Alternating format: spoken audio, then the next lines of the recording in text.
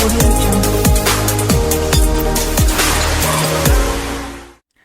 and welcome to Hope Tushant Yadav. I hope you are in best of your health and spirit. This is Indian Economy Full Course and we are on unit number 3 physical policy and government budgeting, जिसका ये lecture number 4 है, जिसमें हम India का tax structure समझ रहे हैं।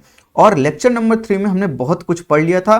Classification of taxes, जिसमें हमने डायरेक्ट टैक्स, इनडायरेक्ट टैक्स क्या होता है ये देखा था, प्रोग्रेसिव टैक्स, रिग्रेसिव टैक्स क्या होता है, स्पेसिफिक टैक्स, एड वोलोरम टैक्स क्या होता था, तो हमने उसका क्लासिफिकेशन देखा था टैक्सेस का। फिर हमने एडम स्मिथ का कैनन ऑफ टैक्सेशन देखा था। उसके बाद हमने डायरेक्ट टैक्स देखे थे, जिसमें tax, cess, surcharge, corporation tax क्या होता है, मिनिमम ऑल्टरनेट टैक्स क्या होता है, और इनकम टैक्स क्या होता है, ऑल्टरनेट मिनिमम टैक्स क्या होता है, ये सब चीजें हमने देख ली थी। कुछ इनडायरेक्ट टैक्स बच गए थे, वो आज हम कवर करेंगे और आज हम स्टार्ट करेंगे इनडायरेक्ट टैक्स। ठीक है, आई होप कि आप तैयार हैं, रेडी हैं। तो हमने पिछली क्लास में देखा था एडम स्मिथ के 4 canon of taxation, equality, certainty, convenience and economy, ये सब हम पढ़ चुके हैं। ठीक है, क्लासिफिकेशन ऑफ टैक्सेस पढ़ चुके हैं। और डायरेक्ट टैक्स में हमने क्या क्या कवर कर लिया, कॉर्पोरेशन टैक्स, उसके साथ मिनिमम ऑल्टरनेट टैक्स भी कवर कर लिया था, income tax, alternate minimum tax, ये तीनों हम कवर कर चुके हैं। अब आज क्या बचा है, security transaction tax, commodity transaction tax, जिसे हम फाइनेंशियल ट्रांजैक्शन टैक्स बोलते हैं इन दोनों को। साथ में टोबिन टैक्स क्या होता है, डिविडेंड डिस्ट्रीब्यूशन टैक्स क्या होता है, कैपिटल गेन टैक्स क्या होता है, बायबैक टैक्स क्या होता है, गूगल टैक्स क्या होता है, tax deduction at source, TDS क्या होता है, टीसीएस क्या होता है, पिगोवियन टैक्स क्या होता है, एडवांस टैक्सेस क्या होते हैं, ये सब हम देखेंगे। ठीक है, तो आज हम ये सब कुछ देखेंगे, starting from security transaction tax, dividend distribution tax, capital gain tax, इन सब को एक ही एग्जांपल में हम समझ लेंगे और आप देखिएगा कितनी इजीली ये सब कुछ समझ में आ जाएगा आपको। लेकिन उससे पहले कुछ थोड़ा सा बेस बनाना है आपका, वो बेस आप समझ लें, उसके बाद ये टैक्सेस आपको इजीली समझ में आ जाएंगे। अच्छा, पिछली क्लास में हमने बहुत कुछ पढ़ा था, उसका ये स्नैपशॉट है।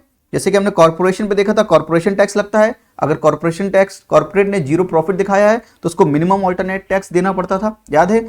अगर कोऑपरेटिव सोसाइटीज हैं तो उसको या तो कॉर्पोरेशन टैक्स देगी या तो वो ऑल्टरनेट मिनिमम टैक्स देगी। जैसे कि इंडिविजुअल या तो इनकम टैक्स भरता था या तो ऑल्टरनेट मिनिमम टैक्स भरता था। ठीक है, रेवेन्यू फॉरगॉन क्या होता है, ये टैक्स एक्सपेंडिचर क्या होता है, ये आपने देखा था उस समय। स्टार्टअप्स को कुछ रियायतें दी जाती हैं, वो हमने देखा था। तो ये सब हम देख चुके हैं। आज हमें यही सब पढ़ना है, capital gain tax, dividend distribution tax, security transaction tax, commodity transaction tax and Tobin tax, ये सब हम देखते हैं इजीली, बहुत आराम से, 1 बाय 1 करके। लेकिन उससे पहले ये समझ लेते हैं, इन भाई साहब को समझना बहुत जरूरी है। फाइनेंशियल मार्केट क्या होता है, फाइनेंशियल मार्केट क्या होता है, जहां पर हम लेन देन करते हैं। ठीक है, और फाइनेंशियल मतलब रिलेटेड टू मनी, जहां पर हम पैसों का लेन देन करते हैं उसे बोलते हैं फाइनेंशियल मार्केट। ठीक है, लेट्स से ये मैं हूं, मेरा नाम है तुषांत यादव, ये मैं हूं और मुझे एक इंडस्ट्री खड़ी करनी है जिसका नाम है टीवाई इंडस्ट्रीज। सब मेरे ही नाम पे होगा आज तो तो तुषांत यादव इंडस्ट्रीज करके मुझे ये इंडस्ट्री खड़ी करनी है, पर मेरे पास भाई साहब पैसे नहीं है, मतलब कतई मंदी चल रही है, एक भी रुपए नहीं है मेरे पास, पर मुझे ये कंपनी खड़ी करनी है। तो मैं कंपनी खड़ी करने के लिए जो मुझे पैसा चाहिए, तो मैं मार्केट से पैसा बोरो करना चाहता हूं। क्या करना चाहता हूं, मार्केट से पैसा बोरो करना चाहता हूं। अब मार्केट से पैसा बोरो करने के कई तरीके हैं, वो तरीके हम समझ लेते हैं। ठीक है, मैं मार्केट से बोरो कर सकता हूं पैसे शेयर्स इशू करके। अब ये शेयर्स क्या होते हैं ये समझते हैं। चलिए, बहुत इजी एग्जांपल से हम शेयर समझने की कोशिश करते हैं। लेट्स से मुझे 1000 रुपीज की रिक्वायरमेंट है। कितने रुपीज की रिक्वायरमेंट है, 1000 रुपीज की रिक्वायरमेंट है। और मेरी क्लास में 100 स्टूडेंट्स है। कितने स्टूडेंट्स है भाई, 100 स्टूडेंट्स है। और मैंने सभी बच्चों से कहा कि प्यारे बच्चों, मुझे बस 10-10 रुपए तुम आके दे दो, मेरे पास 1000 रुपए हो जाएंगे और मैं अपनी कंपनी खड़ी कर लूंगा। बच्चे बहुत अच्छे थे, उन सब ने मुझे 10-10 रुपए दे दिया और मेरे पास हो गए 1000 रुपए। अच्छा, इस मेथड को क्या कहते हैं कि बच्चों ने मुझे पैसा दे दिया, इसका मतलब बच्चों ने मुझे फाइनेंस कर दिया। अरे मेरी फाइनेंशियल रिक्वायरमेंट थी ना, फाइनेंशियल रिक्वायरमेंट का मतलब रिलेटेड टू मनी, उसने मेरी फाइनेंशियल रिक्वायरमेंट पूरी कर दी, तो बच्चों ने मुझे फाइनेंस कर दिया। तो फाइनेंस समझ गए, फाइनेंस करना क्या होता है। ठीक है, ये रिलेटेड टर्म था इसलिए मैंने समझा दिया। तो 100 बच्चों ने, मेरे 100 स्टूडेंट्स ने मुझे 10-10 रुपए दिया और मेरे पास 1000 रुपए हो गए। और मैं इन बच्चों से क्या कहूंगा, कि आपने जो 10-10 रुपए मुझे दिया है, इसके बदले मैं आपको क्या दे रहा हूं। मैं बच्चों से कहूंगा कि ये जो मेरी इंडस्ट्री थी उसके मैं 100 पार्ट्स करूंगा। कितने पार्ट्स करूंगा? 100 पार्ट्स करूंगा, और एक पार्ट का कीमत है 10 रुपए। इस एक पार्ट की कीमत कितनी है? Let's say 10 rupees. तो आपने अगर एक बच्चे ने 10 रुपए दिया है तो सब एक एक बच्चों को मैं कंपनी के एक एक पार्ट का मालिक बना दूंगा। क्या बना दूंगा? ओनर बना दूंगा। यानी 100 बच्चों से मैंने पैसे लिए 1000 रुपए। अब जितने बच्चों ने, अगर लेट्स से कोई एक बच्चा उसने ज्यादा परसेंटेज ऑफ शेयर्स खरीद लिए, लेट्स से 10% शेयर्स खरीद लिए, तो जिस बच्चे ने ज्यादा रुपए मुझे दिया, मैं कंपनी में उस बच्चे को ज्यादा ओनरशिप दूंगा कि भाई तूने 10% शेयर्स खरीदे हैं, 10% तू ओनरशिप ले।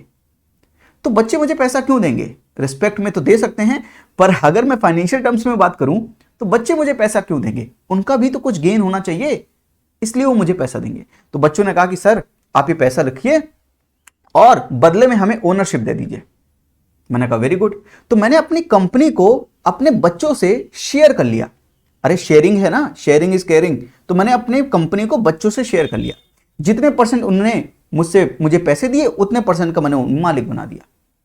जो ये 10 रुपए का ये पेपर है जो मैंने बच्चों को दिया और उनसे 10 रुपए लिया, इस पेपर को बोलते हैं शेयर्स। तो शेयर्स क्या है? ऐसा कुछ एक पेपर सा होगा। देखिए इसको, रिलायंस इंडस्ट्रीज का ये 10 रुपए का शेयर है, तो ये पेपर है। मैंने बच्चों को पेपर दिया और कहा उनसे कि आप इतने परसेंट मेरी इंडस्ट्री के मालिक हैं और आप मुझे इतना रुपए दे दीजिए। This is nothing but shares. अब अगर बच्चे इंडस्ट्रीज के मालिक हैं, आप सभी लोग अगर मालिक हैं, तो अगर कंपनी को प्रॉफिट होगा तो भैया प्रॉफिट भी आप लोगे, प्रॉफिट भी हम आपस में बांट के रख लेंगे। अगर 100 रुपए का प्रॉफिट हुआ, 100 बच्चे हैं तो सबको एक एक रुपए मैं दे दूंगा। और अगर कंपनी को लॉस हुआ तो साथ में बच्चों को भी लॉस झेलना पड़ेगा। यानी आप उस कंपनी के अगर ओनर बन गए हैं, उस कंपनी का शेयर्स मैंने आपको दिए हैं, उस कंपनी का पार्ट आप भी तो हैं। कंपनी अगर प्रॉफिट करेगी तो आप भी प्रॉफिट करेंगे, कंपनी अगर लॉस में होगी तो आप भी लॉस में होंगे। This is called shares. तो मैंने शेयर्स इशू करके मैं मार्केट से पैसा बोरो कर सकता हूं। पहली बात आपको समझ में आई कि पहला तरीका क्या है? शेयर्स इशू करके पैसा बोरो करना। इसमें मैं आपको कंपनी में ओनरशिप दे रहा हूं, साथ में अगर प्रॉफिट होगा तो प्रॉफिट दूंगा, लॉस होगा तो लॉस दूंगा। लेकिन एक बच्चा बहुत एडमेंट था। उस बच्चे ने कहा कि नहीं नहीं सर, ये रिस्क मुझको नहीं लेना है, इतना रिस्क नहीं चाहिए मुझको। मैं चाहता हूं कि रिस्क की जगह मुझे फिक्स्ड कुछ प्रॉफिट मिलता रहे। फिक्स्ड यानी अगर मैं 100 रुपए इन्वेस्ट करूं आपकी कंपनी पे तो मुझे कुछ 8% का, 10% का एफडी से अच्छा, फिक्स्ड डिपॉजिट से अच्छा इंटरेस्ट रेट मुझे मिलता रहे। मैंने कहा यार इसके भी तरीके सही है, कुछ ऐसा भी मुझे लॉन्च करना पड़ेगा जिससे मैं ऐसे भी करके पैसे बोरो कर सकूं। तो मैंने कहा वेरी गुड, मैं लॉन्च करता हूं बॉन्ड्स। आप बॉन्ड से रूबरू हैं पहले भी। तो मैंने कहा कि कंपनी अगर बॉन्ड इशू कर रही है तो उस बॉन्ड को क्या बोलेंगे? Corporate bond. अगर गवर्नमेंट इशू करती है तो क्या बोलते हैं? Government securities, corporate bond. मैं बच्चों से क्या कहूंगा? ये 100 रुपए का बॉन्ड है, एक साल के लिए मुझे आप 100 रुपए दे दो और मैं आपको लेट से 10% जो है इंटरेस्ट रेट के साथ वापस कर दूंगा। यानी अगले साल मैं आपको 110 रुपए वापस कर दूंगा। तो मैंने कुछ ऐसा करके बॉन्ड, ये तो गवर्नमेंट बॉन्ड है, मैं दिखा रहा हूं आपको, ऐसा बॉन्ड मैंने बच्चों को इश्यू किया जिसका नाम था कॉर्पोरेट बॉन्ड। तो कॉर्पोरेट बॉन्ड मतलब ये बॉन्ड का जो पेपर है, ये कागज ही तो है। वो पेपर मैंने आपको दिया, आपसे 100 रुपए ले लिए और ये प्रॉमिस किया कि जिस दिन, एक साल के बाद जब आप ये पेपर लौटाओगे मुझे, तो मैं आपको 10% इंटरेस्ट रेट के साथ ये पैसा वापस कर दूंगा। यानी मैं आपको 110 रुपए दूंगा। इसका मतलब बच्चे तो बहुत खुश कि सर कंपनी को लॉस हो रहा है क्या? आपसे मतलब नहीं है। कंपनी को लॉस हो, कंपनी को प्रॉफिट हो, कंपनी डूब जाए, आपको 110 रुपए मिलेंगे। बच्चा बहुत खुश कि मुझे रिस्क नहीं लेना पड़ रहा। लेकिन यहां पर 10% इंटरेस्ट रेट दिया मैंने, लेकिन कंपनी को 50% मुनाफा हो रहा है तो शेयर्स वालों को ज्यादा प्रॉफिट मिलेगा, लेकिन वो रिस्क भी तो ज्यादा ले रहे हैं। तो एक गेम है यहां पर, इकोनॉमी में एक ही गेम है, रिस्क जितना ज्यादा होगा प्रॉफिट उतना ज्यादा होगा। तो रिस्क लेना है तो सोच समझ के लीजिए, उसमें प्रॉफिट भी ज्यादा है। लेकिन अगर आप सेफ साइड चलना चाहते हैं तो बॉन्ड्स में इन्वेस्ट कीजिए। ये कॉन्सेप्ट आपको समझ में आया? तो मैं मार्केट से पैसा बोरो करना चाह रहा हूं, मेरे पास दो तरीके हैं। मैं इशू कर सकता हूं शेयर्स या इशू कर सकता हूं बॉन्ड। ये दोनों मैं पेपर दूंगा मार्केट में किसी को, उससे पैसा लूंगा और अपनी कंपनी को बनाना है या एक्सपेंड करना है, मैं वो सारी चीजें कर सकता हूं। आई होप कि आपको कॉन्सेप्ट समझ में आया होगा। लेकिन एक दूसरा बच्चा था, कह रहा नहीं सर, शुरुआत में आप कंपनी स्टार्ट कर रहे हैं तो रिस्क है, तो मैं आपके शेयर्स खरीद नहीं सकता हूं, लेकिन जो ये आप बॉन्ड दे रहे हो मैं ये बॉन्ड खरीद लेता हूं। लेकिन मुझे ऐसा लगता है कि कंपनी आपकी डाउन द लाइन 2-3 साल में अच्छा प्रॉफिट कमाएगी, तो मैं अपने ये बॉन्ड को शेयर्स में कन्वर्ट करना चाह रहा हूं। या इस बॉन्ड को हम डिबेंचर्स भी बोलते हैं। क्या बोलते हैं? डिबेंचर। डिबेंचर मतलब ऋण पत्र, ऋण पत्र मतलब उधारी लेना, तो डिबेंचर्स भी बोलते हैं। तो बच्चा क्या कर रहा है मुझसे कि सर इस डिबेंचर को मुझे अपने शेयर्स में कन्वर्ट करना है कुछ सालों बाद, लेकिन अभी नहीं। तो मैंने कहा ठीक है, लेट से अगर ये 5 साल का या 3 साल का कॉर्पोरेट डिबेंचर है, तो बच्चा क्या कह रहा है कि इसको आप 3 साल बाद क्या कीजिएगा सर, शेयर्स में कन्वर्ट कर दीजिएगा। तो इसकी जितनी भी वैल्यू आएगी 3 साल के बाद, जितना भी इंटरेस्ट रेट आया और प्रिंसिपल के साथ जितनी भी वैल्यू आई, उस वैल्यू के मुझको शेयर्स दे दीजिएगा। ऐसे डिबेंचर्स को बोलते हैं, क्या बोलते हैं भाई? Convertible debentures. क्या बोलते हैं? Convertible debentures. क्यों भाई कन्वर्टिबल? क्योंकि इन डिबेंचर्स को हम शेयर्स में कन्वर्ट कर सकते हैं। और इसका जस्ट अपोजिट सोचें कि अगर कन्वर्ट ना किया जाए तो उसको क्या बोलेंगे? Non convertible debentures. यानी या तो सीडी होंगे या तो एनसीडी होंगे, नॉन कन्वर्टिबल डिबेंचर्स या तो कन्वर्टिबल डिबेंचर्स। समझ आई बात? आहिस्ते आहिस्ते समझा रहा हूं, आपको ये सारा कुछ समझ में आ रहा है, क्योंकि इसी से कनेक्ट करके फिर मैं आपको सारा टैक्स बताऊंगा कि कैसे टैक्स लगता है। बहुत मजा आएगा आपको। 3 चीजें आप समझ लीजिए। शेयर्स इशू किया आपने बॉन्ड इशू करके पैसा उठाया, और कुछ कंडीशन हो सकती है बॉन्ड के ऊपर, डिबेंचर्स के ऊपर, कि उसको कन्वर्ट करना है कि नहीं कन्वर्ट करना है। ठीक है, इतना चीज समझ गए आप। तो 3 तरीके हैं या 2 तरीके हैं, तीसरा तो बस कन्वर्ट करने का तरीका है इस आदमी को मार्केट से पैसा बोरो करने का। एक तो शेयर इशू करके, बॉन्ड या डिबेंचर्स इशू करके, और बॉन्ड में अगर उसको शेयर्स में कन्वर्ट करना है तो वो भी कर सकता है, जिसे हम कन्वर्टेबल डिबेंचर्स बोलते हैं। ठीक है, इतना समझ में आया आपको? अब दूसरी चीज ये समझिए, ये कंपनी, वैसे तो ये मैं आपको कैपिटल मार्केट में बताऊंगा दोबारा से, पर यहां पर फिर भी समझ लीजिए ताकि आपकी अंडरस्टैंडिंग एक अच्छी डेवलप हो जाए। अब ये आदमी क्या कर रहा है, अपनी कंपनी के पहली बार फर्स्ट टाइम शेयर्स इशू कर रहा है। तो 100 शेयर्स इशू किए उसने 10 रुपीज के, 100 शेयर्स इशू किए उसने 10 रुपीज के। बहुत बढ़िया, पहली बार कर रहा है ये अपने जीवन में, पहली बार ये अपने शेयर्स इशू कर रहा है। बच्चों ने खरीद लिए शेयर्स, तो 100 स्टूडेंट्स ने ये शेयर्स खरीद लिए। पर मान लीजिए किसी एक बच्चे को, उसके पास 10 रुपए का शेयर है, किसी एक बच्चे को 10 रुपए की रिक्वायरमेंट हुई। अब उसके पास तो ये पेपर है, शेयर्स का पेपर है, अब उसके पास 10 रुपए तो है नहीं, लेकिन उसको रिक्वायरमेंट है अर्जेंट, उसको पेन खरीदना है, लेट से, है ना, मैं एग्जांपल छोटा दे रहा हूं ताकि आपको समझ में जल्दी आए। उसको पेन खरीदना है 10 रुपए का, उसको 10 रुपए की बहुत जरूरत है, अगले दिन एग्जाम है, उसको पेन से लिखना है भाई। तो वो बच्चा ये शेयर का पेपर, क्योंकि शेयर्स के पेपर में नाम नहीं लिखा होता है, ये लिखा होता है कि किस कंपनी का है, कितने रुपए का शेयर है, जो भी होल्ड करेगा उसको डिविडेंड पे किया जाएगा, ऐसा मान लो भी। तो इस शेयर को अगर ये बच्चे ने होल्ड किया है, तो उस बच्चे के पास क्या है, ये 10 रुपए का शेयर है, लेकिन 10 रुपए नहीं है। उस पेपर को वो क्या करना चाह रहा है, किसी और को देना चाह रहा है, थर्ड पार्टी को, ताकि वो उसे 10 रुपए दे दे। समझे इस बात को? तो इस बच्चे को 10 रुपए की अर्जेंट रिक्वायरमेंट है, ये अपना शेयर किसी को देना चाह रहा है। ये कागज का पेपर क्योंकि वैलिड नहीं है, वो दुकान वाले के पास जाओगे कि ये कागज का टुकड़ा ले लो, शेयर का टुकड़ा ले लो, मुझे 10 रुपए की पेन दे दो, वो मना कर सकता है। तो वो शेयर्स का पेपर किसी को देना चाहता है। लेट से वो कोई एक बच्चा है, एक्स नाम का बच्चा, उसको उसने शेयर दे दिया और 10 रुपए इस बच्चे ने इसको दे दिए। अब इस एक्स ने क्यों खरीदा होगा? उसने सोचा होगा कंपनी प्रॉफिट करेगी तो मुझे प्रॉफिट मिलेगा, मैं इन्वेस्ट करता हूं। बहुत बढ़िया। अब समझिए, कंपनी जब शेयर्स पहली बार इशू करती है तो वो जिस मार्केट में करती है उसको बोलते हैं प्राइमरी मार्केट, जहां पर हर चीज पहली बार हो रही होगी। कंपनी पहली बार वो न्यू शेयर्स इशू कर रही होगी, दैट इज प्राइमरी मार्केट। लेकिन जब हम बच्चे आपस में शेयर्स को लेन देन करने लगते हैं, उनका एक्सचेंज करने लगते हैं, उसको बोलते हैं सेकेंडरी मार्केट। क्या बोलते हैं भाई? Secondary market. इन बातों को आपको समझ में आया? What is primary market, secondary market? समझ आई बात? इतनी चीज क्लियर है तो आगे चलें। आई होप कि आपको इतनी बात समझ में आ रही है। ठीक है, बहुत बढ़िया।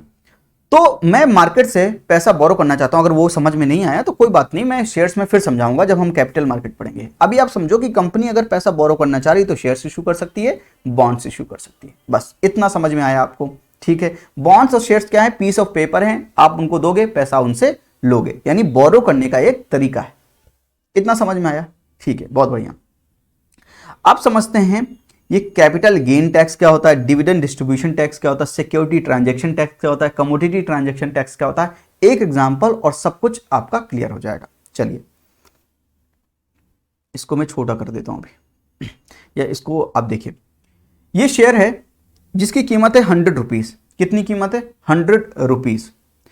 अब सब कुछ यहां पर सेकेंडरी मार्केट की बात हो रही है। अभी ये समझो कि हम आपस में, बच्चे जो हैं आपस में किसी एक दूसरे को ये शेयर्स का टुकड़ा दे रहे हैं, ऐसे समझो। अभी तो ये 100 रुपए का टुकड़ा एक्स ने वाई को दिया। अब ये सब होता कहां है? आपको पता है ये सब स्टॉक मार्केट में होता है, ठीक है, NSE, BSE, Bombay stock exchange, national stock exchange, वहां पर ये सब चीजें होती हैं। तो ये सब डिजिटली होता है अभी तो, ठीक है। तो एक बच्चे ने, एक्स ने वाई को ये 100 रुपीज का शेयर दिया। तो इस 100 रुपीज के शेयर का क्या हो रहा है? ट्रांजैक्शन हो रहा है। ट्रांजैक्शन का मतलब क्या है कि आपने किसी से आलू 10 किलो आलू लिए और उसको पैसे दिए। This is what is this? This is called transaction. ये ट्रांजैक्शन ही तो हो रहा है। अब अगर किसी एक्स ने किसी वाई को शेयर्स दिए तो ये ट्रांजैक्शन हो रहा है। और ये शेयर्स और बॉन्ड्स, इन सबको कुल मिलाकर क्या बोलते हैं? इनको बोलते हैं सिक्योरिटी। क्या बोलते हैं भाई? सिक्योरिटीज। सिक्योरिटीज बोलते हैं। बॉन्ड्स हो, शेयर्स हो, ये सब, ये जो होते हैं पेपर के टुकड़ा, इन सबको क्या बोलते हैं? सिक्योरिटीज बोलते हैं। ये जो सिक्योरिटीज हैं इनका ट्रांजैक्शन हो रहा है, समझिए इस चीज को। तो एक्स ने वाई को शेयर्स दिए, बेच दिए, तो ये सिक्योरिटीज का ट्रांजैक्शन ही तो हुआ। अगर ये सिक्योरिटी का ट्रांजैक्शन हुआ तो इस ट्रांजैक्शन की पूरी वैल्यू पर कुछ तो टैक्स लेना चाहिए। बिल्कुल, उस टैक्स को बोलते हैं सिक्योरिटी ट्रांजैक्शन टैक्स। क्या बोलते हैं भाई? Security transaction tax. ये चीज समझ में आई? बहुत बढ़िया। यानी जो सिक्योरिटीज थी, या आप सिक्योरिटीज में शेयर्स कहो या बॉन्ड्स कहो, इनका ट्रांजैक्शन जब होगा तो एक टैक्स लगेगा जिसे बोलेंगे हम सिक्योरिटी ट्रांजैक्शन टैक्स। और ये बहुत कम होगा, 0.012 ऐसे परसेंट। समझ रहे हैं? लेट से अगर इस 100 रुपए की, इस ट्रांजैक्शन की पूरी वैल्यू, यानी शेयर्स की पूरी वैल्यू पे लगेगा। पहली बात तो ये, क्योंकि 100 रुपए का ट्रांजैक्शन हो रहा है, जितने रुपए का ट्रांजैक्शन हो रहा है उस पर ये टैक्स लगेगा। लेट से अगर मैं अभी 1% मान लूं, क्योंकि बहुत छोटा होता है, 0.001%, जो भी होता है, अभी मैं 1% मान लेता हूं। अगर 1% सिक्योरिटी ट्रांजैक्शन टैक्स लग रहा है तो 100 रुपए का 1 रुपए कितना होगा? 1% कितना होगा? 1 रुपए। यानी 1 रुपए सिक्योरिटी ट्रांजैक्शन टैक्स लगेगा। लेकिन यहां पर दो लोग हैं, एक एक्स है और एक वाई है, जिन दोनों के बीच में ये ट्रांजैक्शन हो रहा है। तो इन दोनों को टैक्स भरना है, लेकिन 1 रुपए नहीं, आप 1/2 भरो, 0.5 आप भरो, 0.5 मैं भरूंगा।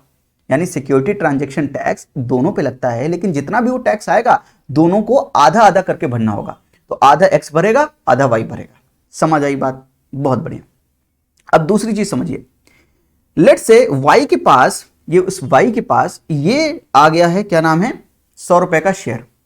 अब ये वाई जो है अपने पास ये शेयर रखता है। इस 100 रुपए का जो सिक्योरिटी है आपने अपने पास होल्ड किया, ये अब आपके पास है, ठीक है। 100 रुपए का आपके पास ये अब शेयर है। अब इस शेयर को आपने होल्ड किया, कंपनी को प्रॉफिट हुआ, कंपनी को मुनाफा हुआ, तो कंपनी अपने एम्प्लॉय को, अपने शेयर होल्डर को क्या कहेगी? एम्प्लॉय को नहीं, मतलब शेयर होल्डर्स को डिविडेंड पे करेगी, डिविडेंड पे करेगी। लेट से 10 रुपए का डिविडेंड पे किया कंपनी ने। जब कंपनी डिविडेंड पे करती है, उस डिविडेंड पे, क्योंकि वो आपका मुनाफा है, क्योंकि 100 रुपए का चीज पे आपको 10 रुपए मिले एज अ इनकम, तो प्रॉफिट अगर कंपनी को हुआ तो कंपनी ने प्रॉफिट आपको भी दिया। मैंने समझाया कि शेयर्स में ओनरशिप होती है। ओनरशिप क्या का मतलब क्या है कि अगर कंपनी को प्रॉफिट होगा तो आपको वो प्रॉफिट देगी। वो जो प्रॉफिट देती है आपको उसको बोलते हैं डिविडेंड। क्या बोलते हैं भाई? डिविडेंड। इस डिविडेंड पे जो टैक्स लगता है उसको बोलते हैं डिविडेंड डिस्ट्रीब्यूशन टैक्स, डीडीटी। क्या बोलते हैं भाई? Dividend distribution tax. समझ आई बात?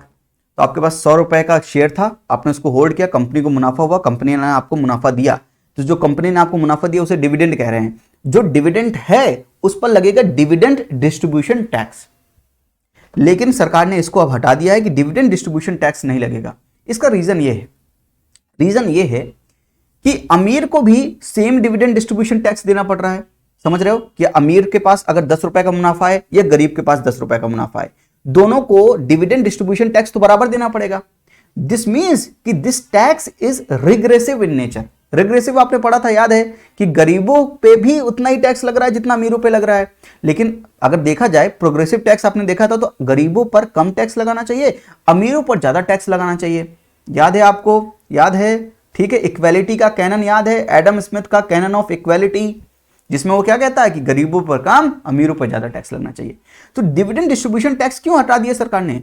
कि जितना भी आपका डिविडेंड मिल रहा है, गरीब को मिले डिविडेंड या अमीर को मिले डिविडेंड, दोनों को same percent dividend distribution tax पे करना पड़ रहा है। लेट से अगर ये 20% है तो दोनों को ही 20% टैक्स देना पड़ रहा है, गरीब हो चाहे अमीर हो। ये तो बिल्कुल ठीक नहीं था, तो ये रिग्रेसिव था। तो सरकार ने क्या किया, इसको खत्म कर दिया। अब उसने क्या कहा सरकार ने, ये समझो। तो डिविडेंड में लेट से आपके पास 10 रुपए आ रहे हैं और आपकी इनकम कितनी है, लेट से आपकी इनकम है 5 लाख, तो 5 लाख में इसको भी ऐड कर लीजिएगा, तो 5,10,000 रुपए कर लीजिएगा। क्या कहने का मतलब कि जो भी आपकी टैक्सेबल इनकम है, जिस पर आप टैक्स भरते थे, इनकम टैक्स, याद करो इनकम टैक्स, उस इनकम टैक्स, टैक्सेबल इनकम पर आप डिविडेंड का जितना भी पैसा है उसको ऐड कर लो, और फिर जो स्लैब के हिसाब से जितना भी इनकम टैक्स बने वो इनकम टैक्स पे कर दो। तो डिविडेंड डिस्ट्रीब्यूशन टैक्स पे करने की जरूरत नहीं है। अब इससे क्या होगा, गरीब होगा तो उसकी टैक्सेबल इनकम कम होगी, तो स्लैब, छोटे वाले स्लैब्स आएंगे, 5% वाला स्लैब आएगा, 10% वाला स्लैब आएगा। लेकिन अमीर होगा तो उस पर जब डिविडेंड ऐड होगा तो उसको 30% वाला स्लैब पे देना पड़ेगा पैसा। इमेजिन कर पा रहे हो ना? इसलिए वो क्या होगा, अगेन प्रोग्रेसिव हो जाएगा। तो सरकार ने ये तरीका निकाला, बहुत बढ़िया तरीका है। डिविडेंड डिस्ट्रीब्यूशन टैक्स को हटा दिया और कहा कि टैक्सेबल इनकम है जो आपकी, उस पर आप डिविडेंड को जोड़ लो और फिर उस पर पूरा टैक्स निकालकर इनकम टैक्स डिपार्टमेंट को पे कर दो। आई होप कि आपको समझ में आया होगा। बहुत बढ़िया। तो मैंने आपको क्या बताया कि अगर ट्रांजैक्शन हो रहा है सिक्योरिटीज का तो बोलते हैं सिक्योरिटी ट्रांजैक्शन टैक्स। अगर उस पर आपने उसको होल्ड किया, अपने पास रखा और उस पर आपको सरकार, उसको आपको कंपनी ने प्रॉफिट हुआ तो डिविडेंड दिया, तो उस पर डिविडेंड डिस्ट्रीब्यूशन टैक्स लगता था, पर अब वो नहीं लगता। उसको आप अपनी इनकम में जोड़ लो और इनकम टैक्स भर दो, ठीक है।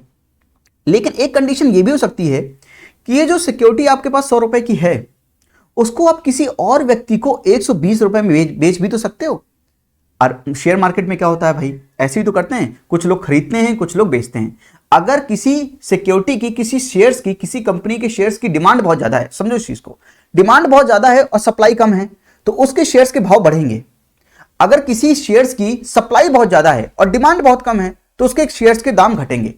अभी मैं मान रहा हूं कि शेयर्स के दाम बढ़ रहे हैं क्योंकि उसकी डिमांड ज्यादा है, कंपनी को, लोगों को लग रहा है कंपनी अच्छा प्रॉफिट करेगी, तो उसके शेयर्स खरीद लेते हैं। तो कंपनी खूब ढेर सारा डिमांड कर रही है, लोग बहुत ढेर सारा डिमांड कर रहे हैं इस कंपनी के शेयर्स का, तो शेयर्स की कंपनी के शेयर्स का दाम बढ़ेगा। लेट से 100 रुपए से बढ़कर वो हो गया 120 रुपए। तो इस व्यक्ति ने, जिसने इसको बेचा, उसको 20 रुपए का मुनाफा हुआ, यानी उसको कुछ गेन हुआ। अब ये सिक्योरिटीज क्या है, ये कैपिटल ही तो है, तो इस कैपिटल, इस पैसे पर कुछ गेन हुआ, इसलिए इस पर कुछ टैक्स देना पड़ेगा भाई आपको। उसको बोलते हैं कैपिटल गेन टैक्स। क्या बोलते हैं? Capital gain tax. इसका मतलब 120 रुपए पर नहीं, केवल प्रॉफिट पर ही टैक्स देना पड़ेगा। 100 रुपए और 120 रुपए का अंतर क्या है? 20 रुपए। यानी 20 रुपए आपने गेन किया है, आपकी इनकम आई है 20 रुपए, इस 20 रुपए पर एक टैक्स दो जिसका नाम है capital gain tax. I hope कि आपको समझ में आ रहा होगा। कैपिटल गेन टैक्स समझे आप। लेकिन साथ में अगर आपने किसी को बेचा है तो यहां पर सिक्योरिटी ट्रांजैक्शन टैक्स भी लगेगा, लेकिन वो 120 रुपए पे लगेगा, क्योंकि कितने रुपए का ट्रांजैक्शन हुआ है? 120 रुपए का ट्रांजैक्शन हुआ, तो 120 रुपए पर सिक्योरिटी ट्रांजैक्शन टैक्स, 20 रुपए का मुनाफा हुआ उस पर कैपिटल गेन टैक्स। एक एग्जांपल से सब कुछ समझ में आ रहा है। 3 आपने भाई टैक्स समझ लिए, आपको समझ में आना चाहिए। आपने कैपिटल गेन टैक्स समझ लिया कि गेन, जितना भी शेयर्स की वैल्यू पर गेन होगा, आपने 120 रुपए का बेचा तो 20 रुपए का गेन हुआ, उस पर टैक्स पे करना पड़ेगा। अगर आपने शॉर्ट टाइम पर बेचा तो उसको शॉर्ट कैपिटल गेन टैक्स बोल देंगे, लॉन्ग पीरियड टाइम पे के बाद बेचा तो उसको बोल देंगे long capital gain tax. Dividend distribution tax, company ने आपको प्रॉफिट दिया, डिविडेंड दिया, उस पर जो टैक्स लगा उसको बोलते हैं डिविडेंड डिस्ट्रीब्यूशन टैक्स। तो डिविडेंड को डिस्ट्रीब्यूट हुई तो क्या किया कंपनी ने, उस कंपनी ने जितना आपको डिविडेंड दिया उस पर टैक्स लगा दिया गवर्नमेंट ने। सिक्योरिटी ट्रांजेक्शन टैक्स क्या, कि कितने रुपए का ट्रांजेक्शन हो रहा है, कितने रुपए की सिक्योरिटी आप बेच रहे हो और खरीद रहे हो, उस पर जो टैक्स लगा उसको बोलते हैं सिक्योरिटी ट्रांजेक्शन टैक्स। अब ये कमोडिटी ट्रांजेक्शन टैक्स क्या है, देखिए मैंने क्या किया, मैं एक फार्मर हूं, तो मैंने क्या किया, अपना जितना भी अनाज है वो सब मैं किसी वेयर हाउस गोदाम में दे आया और उनसे एक रिसीट ले आया। क्या ले आया, पर्ची ले आया, जिस पर्ची पे लिखा था कि भाई इतने रुपए का गेहूं इस गोदाम में जमा है, इतने रुपए उसकी वैल्यू है। अब मैं क्या कर सकता हूं, ये पेपर भी तो एक पेपर है, इस पेपर को मैं बोल रहा हूं कमोडिटी का पेपर है, तो ये कमोडिटी की वजह से इसका प्राइस है, इसका प्राइस कहां से डिराइव्ड हो रहा है, वो कमोडिटी से। इस पेपर को जब मैं ट्रांजेक्शन करूंगा, इस पेपर को आपको किसी और को दूंगा, बेचूंगा, तो उस पेपर पे जो ट्रांजेक्शन की वजह से टैक्स लगेगा, तो पूरी वैल्यू पे लगेगा, क्योंकि ट्रांजेक्शन हो रहा है, ट्रांजेक्शन जब भी होगा उसकी पूरी वैल्यू पे टैक्स लगेगा, लेकिन प्रॉफिट जब होगा तो प्रॉफिट पे टैक्स लगेगा। ठीक है, ये समझ रहे हैं आप, अंतर समझ गए हैं। तो कमोडिटी का जब ट्रांजेक्शन होगा तो उसे बोलेंगे कमोडिटी ट्रांजेक्शन टैक्स। तो अभी सिक्योरिटीज का लेन देन कर रहे थे तो सिक्योरिटी ट्रांजेक्शन टैक्स, जब कमोडिटी का लेन देन करेंगे तो कमोडिटी ट्रांजेक्शन टैक्स। बहुत बड़ी बात तो है ही नहीं, समझे इस बात को, समझ आई ये बात, बहुत बढ़िया। ये टोबिन टैक्स भी एक टैक्स है, पर जब आप एफडीआई एफपीआई पढ़ लोगे, जिसमें हम फॉरेन, जब हम ओपन मार्केट पढ़ेंगे तो उसमें हम पढ़ेंगे तो कि एफडीआई क्या होता है, एफपीआई क्या होता है, तब आपको ये टोबिन टैक्स अच्छे से समझ में आएगा। मैं यहां पर एक्सप्लेन कर सकता हूं, पर टोबिन टैक्स वहां पर बहुत अच्छे से समझ में आएगा, इसलिए मैं यहां पर इसको अभी नहीं पढ़ाना चाहता। ठीक है, आप समझ गए। कैपिटल गेन टैक्स के बारे में आप जो दो चीजें याद रखिए, अगर आपके पास घर है, आपके पास घर है, लेट से आपके पास 20 करोड़ का घर है, और 20 करोड़ का घर आपने 5 साल बाद बेचा तो उसकी कीमत थी 30 करोड़, तो आपने 30 करोड़ पे वो घर को बेचा, 10 करोड़ का आपको क्या हुआ, मुनाफा हुआ, प्रॉफिट हुआ उस घर पर। उस 10 करोड़ पर आप प्रॉफिट पे कैपिटल गेन टैक्स भरिए, क्योंकि आपका कैपिटल पूंजी ही तो थी वो घर, उस पूंजी को आपने बेचा तो कुछ गेन हुआ, गेन क्या मतलब प्रॉफिट हुआ कुछ, उस प्रॉफिट पे टैक्स भरिए भाई, कैपिटल गेन टैक्स। तो अब घर पे जो भी प्रॉफिट होगा बेचने पे, उस पर भी कैपिटल गेन टैक्स भरिए। लेकिन कंपनी, अब मैं जैसे कोई कंपनी स्टार्ट करना चाह रहा हूं, तो मैंने अपना घर बेच दिया भाई, मैंने अपना घर 30 करोड़ का बेच दिया, सोचा कि मैं 30 करोड़ से कुछ स्टार्टअप करूंगा, कुछ नई चीज इंडस्ट्री बनाऊंगा, कुछ नया कुछ करूंगा, बहुत बढ़िया। लेकिन सरकार ने तो मेरे से 10 करोड़ पे तो टैक्स ले लिया, तो मेरे पास 30 करोड़ ना बच के कुछ कम बचेंगे। अब ये तो बड़ा गलत हो रहा है कि मैं स्टार्टअप करना चाह रहा हूं, इकोनॉमी में मैं इन्वेस्टमेंट करना चाह रहा हूं, उस इन्वेस्टमेंट की वजह से, याद कीजिए जीडीपी का फॉर्मूला क्या था, C प्लस आई प्लस जी प्लस नेट एक्सपोर्ट, यानी मैं ये इन्वेस्टमेंट, इकोनॉमी में ये आय बढ़ा रहा हूं, इन्वेस्टमेंट बढ़ा रहा हूं, उसकी वजह से जीडीपी ग्रो होगी, मैं इतना अच्छा काम कर रहा हूं, स्टार्टअप इंडिया प्रमोट करना है, सही है आपको, गवर्नमेंट को, वो मेरे 10 करोड़ पर टैक्स लगा रही है, मेरे पास उतना पैसा ही नहीं बचेगा कि मैं उतना इन्वेस्टमेंट कर पाऊं जितना मैं करना चाहता था। तो गवर्नमेंट ने क्या कहा कि स्टार्टअप अगर आप करना चाहते हैं, घर बेच कर आपके पास जो पैसे आ रहे हैं उस पे आप अगर स्टार्टअप करना चाहते हो तो फिर हम आपसे ये हाउस पर कैपिटल गेन टैक्स नहीं लेंगे। समझे इस बात को भैया, पूरी पिक्चर क्लियर होनी चाहिए, ये डॉट्स कनेक्ट होने चाहिए। तो मैंने जीडीपी वाले लेक्चर में आपको पढ़ाया था, जीडीपी में आपको एक्सपेंडिचर मेथड से जीडीपी पढ़ाया था, C प्लस आई प्लस जी प्लस एनएक्स, उस डॉट को यहां पर कनेक्ट करना है। इसीलिए मैं कहता हूं ये इंटरकनेक्शन का खेल है। किसका खेल है? इंटरकनेक्शन का खेल है। कोरिलेशन कीजिए, एक दूसरे को रिलेट कीजिए, एनालाइज कीजिए। तो गवर्नमेंट क्यों एग्जम्प्ट कर रही है स्टार्टअप्स को?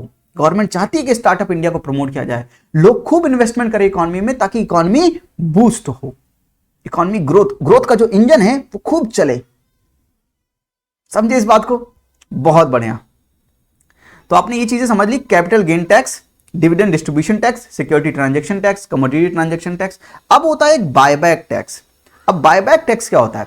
लेट्स से मेरी कंपनी थी होप तुषांत यादव कंपनी, मैंने अपनी कंपनी के शेयर्स इशू किए, आप सबने खरीद लिए, लेकिन मैंने प्रॉफिट किया, डाउन द लाइन 2-4 साल में मैंने प्रॉफिट कमाया, और मेरे पास इतना पैसा है कि मैं वो आपको शेयर्स जो आपके पास हैं, वो जिस प्राइस पे आपके पास अभी अवेलेबल हैं, जिस प्राइस पर आप बेचना चाहते हो, उस प्राइस पर मैं वो चीज खरीद लूंगा आपसे। तो मैं अपने ही शेयर्स मैंने खुद ही खरीद लिए, मैंने कंपनी ने अपने शेयर्स को बाय बैक कर लिया। तो जो उन्होंने दिया था, अब उसको वो क्या करना चाह रहे हैं? उसको लेना चाह रहे हैं वापस। ताकि क्यों लेना चाह रहे हैं भाई?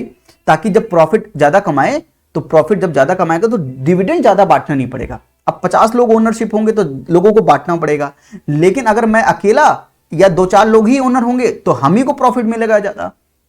तो कंपनी क्या कर सकती है, अपने जितने भी शेयर्स इशू की है उन सबको दोबारा खरीद सकती है, इसे बोलते हैं बायबैक। अब इस खरीदने की प्रक्रिया पे जो टैक्स लगेगा कि आपने इतने रुपए का खरीदा, इस पर भी टैक्स दो, इसे बोलते हैं बायबैक टैक्स, जो कि है 20%। तो क्या मतलब बायबैक टैक्स का मतलब क्या कि कंपनी अपने शेयर्स को दोबारा से खरीद ले, इसे बोलते हैं बायबैक टैक्स। कंपनी अपनी ओनरशिप ज्यादातर अपने पास रखना चाहती है, इसलिए अपने शेयर्स को फिर से खरीद कर अपने पास ओनरशिप लेना चाह रही है, दूसरों की ओनरशिप खत्म करना चाह रही है। इस पर टैक्स देना पड़ेगा कंपनी को, बायबैक टैक्स। आई होप कि ये आप सबको क्लियर हो रहा है। चलिए, तो ये सारी चीजें हमने समझ ली। अब कुछ मिसलेनियस टैक्स हैं, जिसे हम, पहला है प्रिजम्पटिव टैक्स। भाई ये प्रिजम्पटिव टैक्स क्या होता है, समझिए इस चीज को। तो अगर कोई सैलरीड एम्प्लॉयड है तो उसकी सैलरी पे टैक्स लगेगा, तो उसको टैक्स कैलकुलेट करने वाला तो कंपनी है। कंपनी क्या करेगी, जिस पर्सन को उसने हायर किया है एम्प्लॉय को, उसको सैलरी दे रही होगी, तो सैलरी का कुछ पार्ट वो खुद ही काट के पे कर देते हैं, वो हम समझेंगे। इसका मतलब कि इंडिविजुअल अगर सैलरीड मैन है तो वो इनकम टैक्स आराम से भर पाएगा, बिल्कुल वो टैक्स इनकम कैलकुलेट कर पाएगा, टैक्सेबल इनकम, और उस पर इनकम टैक्स भर पाएगा। अगर कोई कंपनी है तो उसके पास चार्टर्ड अकाउंटेंट होंगे, वो भी अपना टैक्स आराम से पे कर पाएगा। चार्टर्ड अकाउंटेंट उसने हायर किए, वो पूरा काम धाम संभालेंगे, देखेंगे कितना आपका रेवेन्यू है, कितना एक्सपेंडिचर है, कितना प्रॉफिट आया, उस प्रॉफिट पे कितना टैक्स देना है, वो सब चार्टर्ड अकाउंटेंट काम कर लेगा। यानी कंपनी और सैलरीड पर्सन को तो बहुत आराम है, ठीक है, कोई दिक्कत नहीं। लेकिन जो सेल्फ एम्प्लॉयड हैं, कुछ डॉक्टर जिसने अपना खुद का क्लिनिक खोला है, कुछ इंजीनियर्स, कुछ आर्किटेक्ट जिन्हें अपने खुद की कंपनी खड़ी की है, कंपनी क्या खुद का स्टार्टअप किया है, वो सेल्फ एम्प्लॉयड है, वो तो चार्टर्ड अकाउंटेंट हायर नहीं कर सकते, उनके पास इतनी कैपेसिटी नहीं है, और वो खुद से इतना कैलकुलेट नहीं कर सकते कि आज मान लीजिए डेंटल हॉस्पिटल का वो डॉक्टर है, तो इतने रुपए की उसने पट्टी लगाई, इतने रुपए का उसने दांत में वो किया, और ये क्या मशीन का इतना खर्चा आया, उतना खर्चा आया, वो सब ये चीज कैलकुलेट नहीं कर सकता।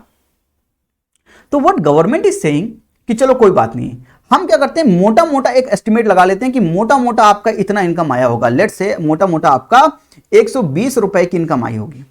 तो गवर्नमेंट क्या कह रही है, सिंपली आपको इनकम टैक्स स्लैब से कैलकुलेट करने की जरूरत नहीं है, इस 20 रुपए के कुछ परसेंट, लेट्स से X% आप क्या करो, प्रिजम्पटिव टैक्स भर दो। समझिए इस बात को। तो गवर्नमेंट क्या कह रही है कि आप क्या करो, अपना मोटा मोटा कैलकुलेट कर लो यार, सेल्फ एम्प्लॉयड हो तो मोटा मोटा कैलकुलेट कर लो, और उसका कुछ परसेंट गवर्नमेंट को इनकम टैक्स भर दो। इसे बोलते हैं प्रिजम्पटिव टैक्स, कि प्रिज्यूम कर रहे हैं कि आपकी इतनी इनकम होगी, आपको एब्सोल्युटली नहीं पता है, प्रिज्यूम कर रहे हो। समझिए इस चीज को, बहुत बढ़िया। Advance tax. अब एडवांस टैक्स क्या होता है, समझिए इस चीज को। एडवांस टैक्स का मतलब ये हुआ, लेट्स से अब गवर्नमेंट का फाइनेंशियल ईयर क्या होता है, आपको पता है कि 1 अप्रैल से शुरू होगा और 31 मार्च को खत्म होगा। अब अगर सब लोग ये सोचें कि मेरी साल भर की जितनी भी इनकम है मैं 31 मार्च को ही पे करूंगा, या 31 मार्च को पे करूंगा 11:59 पे, और वो टैक्स मैं पे कर दूंगा, तो मैंने अपना टैक्स पे किया, गवर्नमेंट मुझे कुछ कह नहीं सकती। लेकिन सोचिए गवर्नमेंट को 31 मार्च को खूब ढेर सारा पैसा मिलेगा, लेकिन साल भर उसके पास पैसा नहीं रहेगा। तो याद कीजिए आप, रेवेन्यू के नाम पर टैक्स से पैसा आता है, वो टैक्स से पैसा नहीं आएगा। तो अगर साल भर पैसा नहीं आएगा तो साल भर एक्सपेंडिचर तो गवर्नमेंट को करने ही करने हैं। अगर एक्सपेंडिचर करने हैं और रेवेन्यू नहीं आ रहा तो एक्सपेंडिचर कैसे करोगे। तो गवर्नमेंट ने क्या बोला कि आप क्या करो, साल भर में आपको जितना भी पे करना है उसको आप क्या करो, 3-3 महीने पर आप एडवांस में टैक्स भरते रहो। एडवांस टैक्स यानी जितना भी आपको भरना है एडवांस में आप 3-3 महीने में आप वो टैक्स भरते रहो। तो ऐसा नहीं हो गवर्नमेंट के पास इकट्ठा एक साथ इतने रुपए आ जाएं और साल भर रुपए न रहे। तो गवर्नमेंट क्या कह रही है, आप एडवांस में कुछ कुछ रुपए हमें देते रहो, बाद में आप फिर 31 मार्च तक पूरा टैक्स अपना भर देना, जितना बचा उतना भर देना। इसे बोलते हैं एडवांस टैक्स। आई होप कि आपको ये सब चीजें समझ में आ रही होंगी।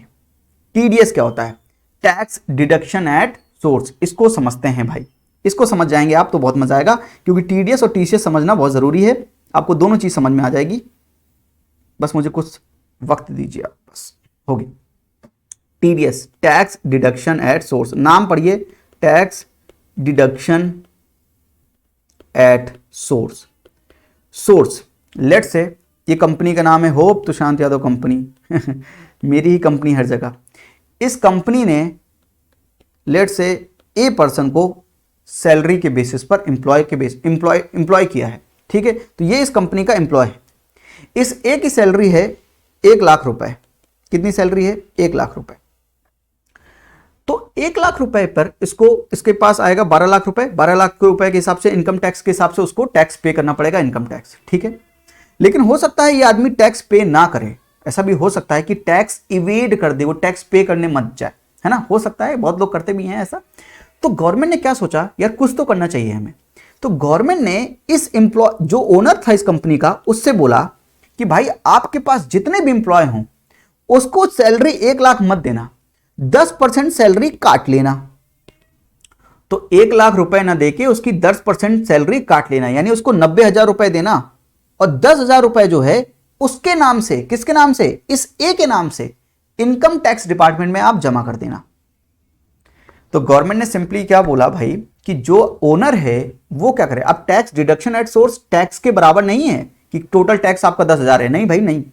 गवर्नमेंट ने एक प्रिकॉशन के रूप में क्या कहा कि जो भी आप जिसको भी हायर करें ना, उसको आप 1,00,000 रुपए की सैलरी है उसका 10% काट लो, 90,000 ही उसको दो और कहो कि तुम्हारे नाम से मैंने 10,000 रुपए मैंने गवर्नमेंट के इनकम टैक्स डिपार्टमेंट में जमा कर दिए, ठीक।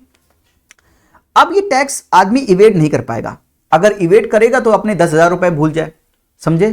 तो अगर इवेट किया तो उसके पास गवर्नमेंट के पास कुछ ना कुछ पैसा आ गया और गवर्नमेंट इसके यहां रेड भी मार सकती है, अजय देवगन वाली, याद कीजिए, है ना, रेड, है ना।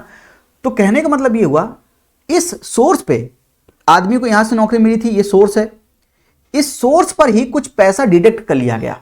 इसे बोलते हैं टैक्स डिडक्शन एट सोर्स, यानी सोर्स जहां पर आपको नौकरी मिली थी उन्हीं लोगों ने आपका टैक्स डिडक्ट कर लिया, टीडीएस काट लिया आपका। आप कहते हैं ना टीडीएस कट गया, ये है टीडीएस भाई। अब आप क्या करो, 10,000 रुपए आपके पास इनकम टैक्स डिपार्टमेंट में आपके नाम से जमा हो गए। आपने साल में कैलकुलेट किया कि आपकी इनकम लेट से एक्स होनी थी, लेकिन वहां पर वाई जमा है, यानी लेट से कि इनकम टैक्स डिपार्टमेंट में टीडीएस के नाम पर वाई रुपए जमा है, जो वाई रुपए एक्स रुपए जितना उसकी टैक्स है उससे ज्यादा है। तो भैया आप अपना इनकम टैक्स रिटर्न फाइल करो, आप अपना एक्स दिखाओ और उनसे कहो कि भैया आपने ज्यादा काट लिया है, उतने पैसे वापस कर दो। वो आपको वापस कर देंगे, जिसे हम बोलते हैं टैक्स रिफंड। एकदम सिंपल टर्म्स है, नाम पे ही मतलब है। तो आपने टीडीएस, आपने अपना इनकम टैक्स देखा, इतना कैलकुलेट किया और आपने देखा मैंने तो टीडीएस इतना भर दिया है, मेरे नाम पे तो इतना जमा है, मुझे भरना इतना ही था। तो क्या कीजिए, आप इनकम टैक्स डिपार्टमेंट से उतना वापस ले लीजिए पैसा। लेकिन लेट से कि आपने कम इनकम टैक्स डिपार्टमेंट में टीडीएस के नाम पर कम पैसा जमा है और आपकी इनकम टैक्स ज्यादा आ रही है, तो जितना भी डिफरेंस हुआ उतना आप पे कर दो इनकम टैक्स डिपार्टमेंट को। समझे इस बात को? इसे बोलते हैं टैक्स डिडक्शन एट सोर्स, ठीक। टैक्स को डिडक्ट कर दिया गया सोर्स पे, डिडक्शन, काट लिया गया, आपका पैसा कट गया। आप टीसीएस समझते हैं, अगर टीडीएस समझ गए आप तो टीसीएस भी समझ जाएंगे। कुछ महाभारत नहीं है, ऐसा कुछ रॉकेट साइंस नहीं है, इकोनॉमी बहुत इजी है, आप नाम से ही मतलब समझिए। टैक्स कलेक्शन करना है भाई साहब, कलेक्शन एट सोर्स, टैक्स को सोर्स पर कलेक्ट करना है, यानी जो सोर्स है, जैसे कि इस बार कंपनी सोर्स था, उस पर टैक्स कलेक्ट करना है, कलेक्शन करना है। लेट से मिल्खा सिंह को कार खरीदनी थी, लैम्बोर्गिनी कार खरीदनी थी, ठीक है। तो मिल्खा सिंह गए कार खरीदने, तो कार वाली शॉप पर गए। कार वाली शॉप पर जब जाएंगे, लेट से वो 10 करोड़ की कार है, 10 करोड़ की वो कार है जो वो परचेज करने जा रहे हैं। तो गवर्नमेंट क्या कह रही है, ये 10 करोड़ रुपए मिल्खा सिंह कार खरीद के ले जाएगा, बहुत बढ़िया, कोई बात नहीं। लेकिन गवर्नमेंट ये जानना चाह रही है कि ये 10 करोड़ रुपए मिल्खा सिंह के पास कहां से आए, इसका ये इनकम टैक्स भर रहा है कि नहीं भर रहा है। अब गवर्नमेंट ये चीज कैसे इंश्योर करे? गवर्नमेंट क्या कहेगी, इस सोर्स से, ये सोर्स है ना जहां से खरीद रहा है, इस सोर्स से क्या कहेगी, भाई तुम 10 करोड़ तो लेना ही लेना अपनी कार के, ठीक है, जो भी है, और गवर्नमेंट के नाम से भी लेट से 10% गवर्नमेंट के नाम से आप इनसे ज्यादा पैसा लेना, यानी 10 करोड़ न लेके आप थोड़े से ज्यादा पैसा लेना। तो अगर इसका 10% देखोगे तो 1 करोड़ रुपए आएगा, यानी आप 11 करोड़ रुपए मिल्खा सिंह भाई साहब से आप 11 करोड़ रुपए लेना और कहना कि हमने आपका टैक्स टीसीएस के नाम से, टैक्स कलेक्टेड एट सोर्स के नाम से आपके नाम पर इनकम टैक्स डिपार्टमेंट में 1 करोड़ रुपए जमा कर दिए। तो जो सोर्स है उसको तो 10 करोड़ ही रुपए मिले, 1 करोड़ उसने उनके नाम से, मिल्खा सिंह के नाम से इनकम टैक्स डिपार्टमेंट में जमा कर दिए। लेकिन यहां पर टैक्स कलेक्ट कर रहा है, वो टैक्स काट नहीं रहा, टैक्स कलेक्ट कर रहा है, इसलिए tax collection at source, TCS, tax collection at source. तो उसने 1 करोड़ रुपए ले लिए। अब मिल्खा सिंह अगर वो दिखाएगा नहीं कि उसने 10 करोड़ की कार कहां से खरीदी है, तो 1 करोड़ उसके गए। और दूसरी चीज, इनकम टैक्स डिपार्टमेंट उस पर रेड मार सकता है कि आपके पास ये कार से कहां से आई, आपने इनकम टैक्स में क्यों नहीं दिखाया। तो वो फिर टैक्स इवेजन नहीं कर सकता है, टैक्स इवेड नहीं कर पाएगा। समझे इस बात को। तो टैक्स डिडक्शन यानी काट देना, टैक्स कलेक्शन मतलब वहां से टैक्स कलेक्ट कर लेना। तो इस व्यक्ति ने सोर्स पर टैक्स कलेक्ट किया है। टीसीएस टीडीएस दोनों समझ में आए। तो अगर टैक्स कलेक्शन कर लिया, तो अगर इनकम टैक्स डिपार्टमेंट के पास मिल्खा सिंह गए, अगर उन्होंने अपनी टैक्सेबल इनकम देखी, पूरा टैक्स निकाला, और ज्यादा अगर टैक्स कलेक्ट हो गया है तो इनकम टैक्स डिपार्टमेंट रिफंड कर देगा, अगर कम है तो उतना आप पे कर दो, बात बराबर। ऐसा नहीं है कि उसको आपको इनकम टैक्स डिपार्टमेंट को आपसे ज्यादा चाहिए, जितना चाहिए उतना ही दे दो भैया। अगर ज्यादा ले लिया उन्होंने तो वो वापस कर देंगे आपको। समझे इस बात को।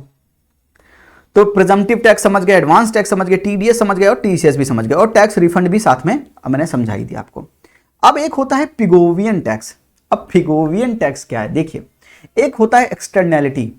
तो अगर एक व्यक्ति सिगरेट का ऐड करे और दूसरा अक्षय कुमार जो कह रहा है फूफू फड़ने से कोई फायदा नहीं है, इसकी जगह आप सैनिटरी पैड्स खरीदें अपनी पत्नी के लिए, अपनी बहन के लिए, जो भी है उनके लिए आप सैनिटरी पैड्स खरीदें ताकि वो हेल्दी रहें। अब 2 लोग ऐड कर रहे हैं, एक विमल गुटखा का आप समझ लीजिए, विमल पान मसाला, बोलो जुबा केसरी। अगर वो जुबा केसरी बोल रहा है तो बहुत लोग जुबा केसरी बोलना शुरू कर देंगे और कैंसर होने की प्रोबेबिलिटी है। अब मान लीजिए अक्षय कुमार को और अजय देवगन जो जुबा केसरी का ऐड कर रहा है, दोनों को सेम पैसे मिल रहे हैं 10 करोड़ रुपए ऐड के नाम पे। लेकिन एक बात समझो यार, एक ऐड जो कर रहा है उसका इंपैक्ट सोसाइटी पर निगेटिव पड़ रहा है, और एक ऐड जो कर रहा है उसका सोसाइटी पे इंपैक्ट अच्छा पड़ रहा है कि भाई सैनिटरी पैड्स का वो वैल्यू बढ़ेगा, लोगों को समझ में आएगा कि पीरियड्स ऐसी कोई चीज नहीं है, हम उस पर भी बात कर सकते हैं, कोई दिक्कत नहीं सैनिटरी पैड्स खरीदने में, उसको छुपा कर इसको पेपर में लपेट के ले जाना कोई जरूरत नहीं। तो एक व्यक्ति निगेटिव एक्सटर्नैलिटी, एक्सटर्नैलिटी का मतलब होता है पॉजिटिव और negative consequence of an economic active experienced bye unrelated third party. इसका कहने का मतलब यह है कि उस चीज का जो आपने काम किया, ऐड दिया, उसका निगेटिव इंपैक्ट पड़ रहा है या पॉजिटिव, इस चाहे निगेटिव पड़े चाहे पॉजिटिव पड़े, उसको बोलेंगे एक्सटर्नैलिटी, यानी कुछ इंपैक्ट बाहर पड़ रहा है। अगर पॉजिटिव इंपैक्ट पड़ रहा है तो बोलेंगे पॉजिटिव एक्सटर्नैलिटी, अगर निगेटिव इंपैक्ट पड़ रहा है तो बोलेंगे निगेटिव एक्सटर्नैलिटी। तो अक्षय कुमार के केस में पॉजिटिव एक्सटर्नैलिटी है और अजय देवगन जुबा केसरी के केस में निगेटिव एक्सटर्नैलिटी है। तो सरकार कह रही है कि जो भी निगेटिव एक्सटर्नैलिटी क्रिएट करेगा उस पे हम एक टैक्स और लगाएंगे, पिगोवियन टैक्स। क्या नाम है, पिगोवियन टैक्स, ताकि उनको हम डिस्करेज कर सकें और अच्छे लोगों को इनकरेज कर सकें। तो उस पर जो टैक्स होता है, निगेटिव एक्सटर्नैलिटी पे जो टैक्स होता है उसको बोलते हैं पिगोवियन टैक्स। इतना जानना जरूरी है, वन वर्ड एसोसिएशन बहुत करना जरूरी है। क्लियर है, इतना समझ में आ रहा है। तो आपने ये सब समझ लिया, आपको पता चल रहा है धीरे धीरे आप एकदम चैंपियन होते जा रहे हैं, आपने सब कुछ समझ लिया मिसलेनियस टैक्स में। अब एक टैक्स जो है वो है गूगल टैक्स। अब ये नहीं समझा था आपने, गूगल टैक्स समझ लीजिए। गूगल एडवर्टीजमेंट करता है, अब एडवर्टीजमेंट करता है यानी सर्विस दे रहा है, सर्विस दे रहा है तो उसके ऊपर टैक्स लगाना चाहिए। तो गूगल पैसे कमा रहा है तो टैक्स लगाना चाहिए। लेकिन इनकम टैक्स एक्ट में ऐसा कुछ लिखा नहीं था कि ऐसी कंपनियों में भी लग सकता है। तो गूगल कहता था कि यार भैया ऐसा कुछ लिखा ही नहीं है, हम तो टैक्स पे नहीं करेंगे। तो सरकार ने क्या किया, फाइनेंस एक्ट 2016 में यह कहा कि आपको 6% टैक्स भरना पड़ेगा जितनी भी आप सर्विस दे रहे हैं। इसको बोला गया equalisation levy on ad price. तो जितना भी एड प्राइस है, जितना भी एड का प्राइस है उस पर 6% टैक्स लगेगा इक्वलाइजेशन लेवी के नाम पर, उतना आपको भरना पड़ेगा। ठीक है। फिर बजट 2020-21 में यह बात की कि 2% इक्वलाइजेशन लेवी और करेंगे किन पर, जो फॉरेन कंपनी है जो कि इंगेज्ड इन ई कॉमर्स, जैसे कि माइक्रोसॉफ्ट अपना सॉफ्टवेयर बेच रहा है, अडोबी अपना सॉफ्टवेयर बेच रहा है, तो ये भी तो सॉफ्टवेयर बेच रहे हैं, आपको सर्विस दे रहे हैं, तो इन पर भी तो कुछ टैक्स लगना चाहिए। तो इनकी साइड पर भी टैक्स लगेगा 2% इक्वलाइजेशन लेवी। जैसे कि नेटफ्लिक्स हो गया, जैसे कि प्राइम, अमेजन प्राइम हो गया, ये लोग भी तो सर्विस दे रहे हैं, आपसे पैसा ले रहे हैं। तो अगर डिजिटल सब्सक्रिप्शन हुआ तो इंडियन रेजिडेंस के ऊपर, अगर digital subscription to Indian residents है नेटफ्लिक्स प्राइम पर, तो इस पे भी 2% इक्वलाइजेशन लेवी लगेगा। समझे इस चीज को। तो कहने का मतलब अब इन पर भी जो टैक्स लगेगा उसको बोलते हैं गूगल टैक्स। ठीक, सारे टैक्स समझ में आ गए आपको, ये सब कुछ समझ में आ गया आपको, मैंने जितनी भी महाभारत बता दी। तो आपने पूरा डायरेक्ट टैक्स पढ़ लिया और साथ में कुछ मिसलेनियस टॉपिक्स भी पढ़ लिया आपने। आप रियलाइज कर रहे हैं आप चैंपियन होते जा रहे हैं, बहुत बढ़िया। कुछ कॉन्सेप्ट समझ लेते हैं भाई, उसके बाद ये क्लास एंड करते हैं। अगली क्लास से इनडायरेक्ट टैक्स के नाम पर शुरू करेंगे, जीएसटी, कस्टम ड्यूटी, ये सब हम पढ़ेंगे। पर यहां पर कुछ मिसलेनियस टर्म्स हैं वो समझ लेते हैं। अब ये एग्जाम में पूछे जा सकते हैं, टैक्स इलास्टिसिटी क्या होती है, लाफर कर्व क्या होता है, टैक्स बॉयंसी क्या होती है, और ये आप टर्म्स जो हैं डिफरेंट टेस्ट सीरीज में भी आप देखते होंगे। टैक्स बॉयंसी क्या होती है, टैक्स इवेजन क्या होता है, टैक्स अवॉइडेंस क्या होता है। मैं टैक्स इवेजन और टैक्स अवॉइडेंस से शुरू करना चाहता हूं। टैक्स इवेजन का मतलब क्या होता है कि आपके पास जो इनकम आई उस पर आपने टैक्स ही नहीं भरा, यानी आपने वो कर की चोरी की, टैक्स को कर बोलते हैं, यानी कर की चोरी की। चोरी करना इलीगल है, यानी टैक्स को इवेड करना इज इलीगल। आपने टैक्स भरना पड़ेगा। अगर आप टैक्स नहीं भर रहे हैं इसका मतलब टैक्स अवॉइड कर रहे हैं, इवेड कर रहे हैं आप। इवेड अगर आप करेंगे इसलिए उस पर लगेगा वो जो आपने इवेड किया टैक्स, तो ये टैक्स इवेजन है, इलीगल है, आपको पकड़कर जेल में बंद कर दिया जाएगा। यानी आपको जो टैक्स भरना था वो आपने टैक्स भरा ही नहीं, और वो टैक्स नहीं भरा, इसकी वजह से टैक्स इवेजन हुआ, अवॉइडेंस नहीं। तो इवेजन और अवॉइडेंस में क्या अंतर है? टैक्स अवॉइडेंस का मतलब यह है कि लेट से इनकम टैक्स एक्ट के 80C सेक्शन में कुछ लिखा हो कि भाई अगर आपने म्यूचुअल फंड में इन्वेस्ट किया है, या आपने हेल्थ इंश्योरेंस खरीदा है, या कुछ ये खरीदा है, तो आप अपनी टैक्सेबल इनकम में ये सब चीजें डिडक्ट कर सकते हो। तो आपने डिडक्ट करते करते करते आपने प्रॉफिट ही जीरो दिखा दिया, तो आपने क्या किया, टैक्स को अवॉइड कर दिया using legal methods. Tax evasion is illegal, tax avoidance is legal. तो आपने इनकम टैक्स के सेक्शन को कुछ ऐसा यूज किया जैसे रिलायंस इंडस्ट्रीज करती थी पहले 90s में 80s में। आपने ऐसा यूज किया चार्टर्ड अकाउंटेंट्स ने कि आपने प्रॉफिट ही जीरो दिखा दिया, आपने इवेड नहीं किया। अब जीरो प्रॉफिट पे जीरो टैक्स लगेगा वो अलग बात है, आपको जीरो ही भरना पड़ा, टैक्स इवेड नहीं किया आपने इनकम टैक्स डिपार्टमेंट को बोला कि मैंने यहां पर ये चीज ली है, यहां पर ये रिबेट लिया है, तो आपके एक्ट से ही मैंने ये सब छूट ली है और तब मेरा जीरो आया, मैं आपको जीरो टैक्स दे रहा हूं, मैंने क्या गलत किया? इसे बोलते हैं tax avoidance. Tax avoidance is not illegal, tax evasion, evade करना इज इलीगल। अंतर समझ गए? बहुत बढ़िया, ये दोनों चीजें कंप्लीट हो गई। Tax elasticity, Laffer curve, tax buoyancy, 2 second का काम है, इसको भी आप समझते चलिए। लाफर कर्व समझते हैं। What is लाफर curve? यहां पर टैक्स रेवेन्यू लिखा है, टोटल टैक्स रेवेन्यू, गवर्नमेंट के पास टैक्स से कितना रेवेन्यू आएगा, और यह टैक्स रेट। अब समझिए इस चीज को, लाफर कर्व, इसको किसने दिया था? अर्थर लाफर ने दिया था। अर्थर लाफर भाई साहब क्या कहते हैं? अर्थर लाफर भाई साहब ये कहते हैं कि गवर्नमेंट लेट से टैक्स अप्लाई करना शुरू करता है, लोगों पर पहले 5% टैक्स लगाया, 10% टैक्स लगाया, 20%, 30%, 40%, 50%, 60%, 70, 80, 90, 100, यानी उनकी जो भी प्रॉफिट है उस पर टैक्स लगता जा रहा है। यहां पर 10%, 20%, 30, यहां पर 40 ले लीजिए, 50, 60, ऐसे करते करते यहां पर 100% टैक्स। तो अर्थर लाफर कहते हैं कि अगर आप एक ऐसा टैक्स लगाएंगे, लेट से आपने 10% टैक्स लगाया तो गवर्नमेंट को रेवेन्यू इतना हुआ, आपने 20% टैक्स लगाया तो गवर्नमेंट को रेवेन्यू इतना हुआ। तो आर्थर लाफर कहता है कि एक ऐसा टैक्स रेट होगा, एक ऐसा टैक्स रेट होगा उस पर गवर्नमेंट का टैक्स रेवेन्यू सबसे ज्यादा होगा।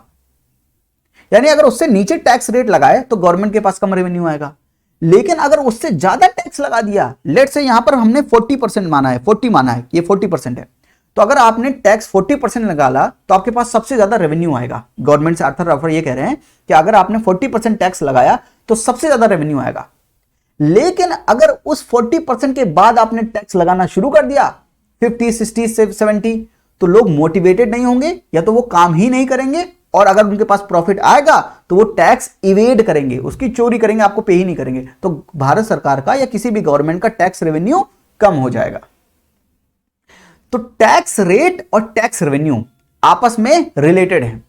जैसे जैसे आप टैक्स रेट बढ़ाओगे, अगर जीरो से शुरू कर रहे हो टैक्स रेट बढ़ाओगे तो टैक्स रेवेन्यू गवर्नमेंट का बढ़ेगा, लेकिन एक पॉइंट ऐसा आएगा जिसके बाद अगर आपने टैक्स रेट बढ़ा दिया तो गवर्नमेंट का रेवेन्यू कम होने लगेगा, क्योंकि लोग टैक्स दे नहीं रहे होंगे, या तो लोग इंडस्ट्रीज ये सब खोलना ही नहीं चाह रहे होंगे, कोई काम ही नहीं करना चाह रहे। तो tax rate tax revenue proportional है। कैसे? एक पॉइंट तक बढ़ेगा, उसके बाद एक पॉइंट के बाद वो घटना शुरू हो जाएगा। ये किसने बताया? आर्थर लाफर ने। तो भारत सरकार को क्या करना चाहिए? अगर कोई पूछे आपसे टैक्स रेवेन्यू को बढ़ाने के लिए, तो टैक्स कम अप्लाई करना है और बेस बढ़ाना है। ज्यादा लोग टैक्स पे करें ये इंश्योर करना बहुत जरूरी है, और कम टैक्स पे करें वो चलेगा। उससे क्या होगा, ज्यादा लोग कम भी भरेंगे तो भी ज्यादा रेवेन्यू आएगा। इसीलिए तो गवर्नमेंट ने क्या किया, कॉर्पोरेट टैक्स को कम कर दिया। आपने देखा था 22% हो गया, और स्टार्टअप कर रहे हैं तो 15% टैक्स देना पड़ेगा। ये सब क्यों है, ताकि लोग ज्यादा कंप्लायंस करें। कंप्लायंस का मतलब होता है टैक्स कंप्लायंस का मतलब ये होता है कि लोग कंप्लाई करें, लोग भरना शुरू करें, टैक्स इवेड ना करें। तो लाफर कर्व कहता है कि टैक्स रेट जितना बढ़ेगा, एक समय आएगा, एक ऐसा टैक्स रेट आएगा जिसके बाद आपका रेवेन्यू नहीं बढ़ेगा, उस टैक्स रेट पर मैक्सिमम रेवेन्यू होगा, तो उससे ऊपर टैक्स मत लगाइएगा। ये गलती मत कीजिएगा। समझे आप इस चीज को, समझे? आपने वो फादर ऑफ इकोनॉमिक्स का कैनन ऑफ पढ़ा होगा, कन्वीनियंस, कि कन्वीनियंट होना चाहिए टैक्स। इतना ढेर सारा टैक्स लगा दोगे यार तो कन्वीनियंट कैसे होगा? ये भी बात तो है। इसलिए आर्थर लाफर की ये बात याद रखिएगा, एक टैक्स रेट पर मैक्सिमम टैक्स रेवेन्यू होगा, उससे कम ही टैक्स लगाइएगा, उससे ऊपर टैक्स मत लगाइएगा, वरना फिर से गवर्नमेंट का टैक्स रेवेन्यू कम हो जाएगा। या तो उतना टैक्स रेट रख लीजिए जिसमें आपका रेवेन्यू ज्यादा है। ठीक है, अब ये टैक्स इलास्टिसिटी क्या होता है? टैक्स, एक मिनट, टैक्स इलास्टिसिटी, अब ये क्या होता है? जब टैक्स आप रेट बढ़ा रहे हैं और साथ में आपका टैक्स रेवेन्यू बढ़ रहा है, जैसे जैसे आप टैक्स रेट बढ़ा रहे हैं वैसे वैसे टैक्स रेवेन्यू बढ़ रहा है, विच मींस कि वो टैक्स क्या है, इलास्टिक है। यानी टैक्स यहां से यहां तक, एक मिनट, टैक्स यहां से यहां तक क्या है, टैक्स इलास्टिक है। यानी टैक्स रेट जैसे जैसे बढ़ाओगे और टैक्स रेवेन्यू भी बढ़ रहा है, इसका मतलब टैक्स कैसा है, इलास्टिक है। तो एक पॉइंट के बाद टैक्स इलास्टिक नहीं रहेगा। तो टैक्स इलास्टिसिटी का मतलब यह है कि जब जब टैक्स बढ़ाओगे, अगर टैक्स रेवेन्यू बढ़ रहा है तो that means that tax is elastic in nature. समझे टैक्स इलास्टिसिटी? लाफर कर्व समझ गए। बस एक चीज बची है, टैक्स बॉयंसी पढ़ लेते हैं। टैक्स बॉयंसी क्या कहता है भाई? टैक्स बॉयंसी ये कहता है, समझिए इस चीज को, कि जैसे जैसे जीडीपी ग्रो होगी, जैसे जैसे जीडीपी में ग्रोथ रेट आएगी, वैसे वैसे भारत सरकार का टैक्स रेवेन्यू भी बढ़ेगा। तो टैक्स बॉयंसी क्या कहता है कि अगर जीडीपी में ग्रोथ आने की वजह से टैक्स रेवेन्यू भी बढ़ रहा है, विच मींस वो टैक्स क्या है, बॉयंट है। बॉयंट का मतलब ये हुआ कि जीडीपी के ग्रो होने के साथ उस टैक्स की वजह से जो रेवेन्यू आ रहा है वो भी बढ़ रहा है, विच मींस कि जीडीपी ग्रोथ रेट अगर हो रही है, जीडीपी ग्रो कर रही है, तो टैक्स, भारत सरकार का टैक्स रेवेन्यू भी बढ़ रहा है, which means that tax is buoyant. Tax elasticity क्या था? टैक्स रेट बढ़ाओगे तो टैक्स रेवेन्यू बढ़ेगा। टैक्स बॉयंसी क्या है? जीडीपी ग्रो करेगी तो टैक्स रेवेन्यू बढ़ेगा। अंतर याद रखिएगा, ये सब चीजें अपने दिमाग में कंठस्थ कर लीजिएगा। आई होप कि आपको ये सब चीजें आपको समझ में आई होंगी। Tax elasticity, Laffer curve, tax buoyancy, tax evasion, tax avoidance, ये सब आपने पढ़ लिया। आपका यहां तक सब कुछ क्लियर होना चाहिए, मिसलेनियस टैक्स और डायरेक्ट टैक्सेस।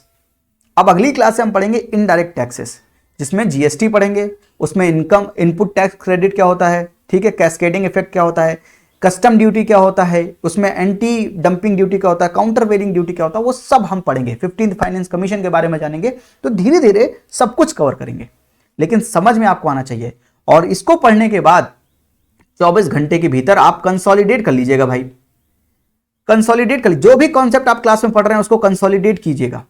कंसोलिडेट नहीं करेंगे ये सब कुछ भूल जाएंगे, सब माटी हो जाएगा, फिर आप एकदम जीरो लेवल पर आ जाएंगे। तो जो भी पढ़िए उसको कंसोलिडेट जरूर कीजिए, ठीक है। तो आई होप कि आपको ये क्लास अच्छी लगी होगी। लाइक कीजिएगा, लोगों को शेयर कीजिएगा। थैंक यू, नमस्ते, जय हिंद।